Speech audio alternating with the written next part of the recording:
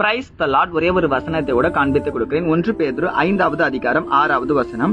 ஏற்ற காலத்திலே தேவன் உங்களை உயர்த்தும்படிக்கு அவருடைய பலத்த கைக்குள் அடங்கிருங்கள். இன்னைக்கு ஆண்டவர் நம்மளை பார்த்து சொல்றாருங்க, மகளே நான் உன்னை உயர்த்துற வரைக்கும் நீ என்ன பண்ணுப்பா, என்னுடைய கரத்துல நீ அடங்கி இருக்கிற ஒரு பிள்ளையாருன்னு சொல்லி இன்னைக்கு ஆண்டவர் நமக்கு ஒரு வாக்கு தராருங்க.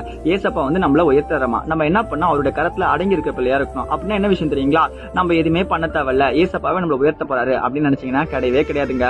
நம்ம வாழ்க்கையை நம்ம முன்னேறணும், நம்ம எழுமணும் அப்படின்றதுக்காக நம்ம முயற்சி எடுக்கணும், நம்ம ஓடிக்கிட்டே இருக்கணும்னு சொல்லி இன்னைக்கு ஆண்டவர் நம்மளை பார்த்து சொல்றாருங்க. சகையனும் உங்களுக்கு எல்லாருக்குமே ஒருத்தர் தெரியும். அவர் பாத்தீங்கன்னா ஏசப்பா பார்க்கணும் அப்படின்றதுக்காக ஒரு மரத்துல ஏறாரு.